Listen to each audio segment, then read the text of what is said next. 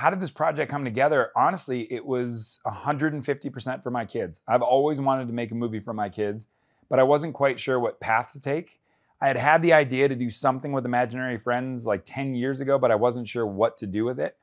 And I remember spending so many hours watching my daughters go into this magical world that, as parents were not invited into. And it wasn't just the joy and the happiness that was on their face. It was actually the authenticity, this fearlessness that they had in there. They could be anything, say anything, dress up like anything, whether it was a tea party, a dance party, or just doing funny voices. And that was so amazing. And I thought there's something there, but it wasn't until the pandemic when I started to see that bright light start to dim. And I started to see them doing fewer and fewer imaginary games. And I remember they started to let the real world in, as we all do. And they started asking big questions like, are we going to be all right? And I thought, that's my end of the movie, because that's the moment, that's the definition of growing up. That moment you say, is this where I have to give up being a kid in order to be an adult? And I said, no. And let me write a movie about it so that you know that magical world you created with all those hopes, dreams, ambitions, love is always there. Yes, we all have bad days, but you can always go back. The inspiration for the ifs, I'm not quite sure where they came from, which leads me to believe that my imaginary friend created them because he must know them. But the inspiration for the ifs, when I was writing the script, I started to draw all these I'm a terrible artist, so I had terrible drawings.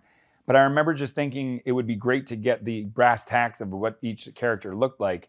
I knew what Blue looked like, and I wrote it for Steve. I knew what Blossom looked like in my head, and I wrote it for Phoebe.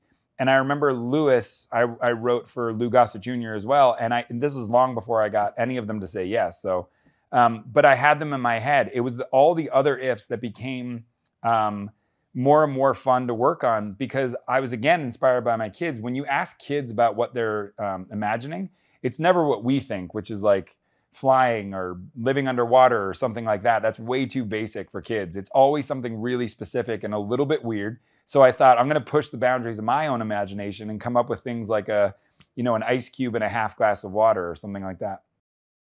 I mean, this cast is the best cast I will ever have. That I know.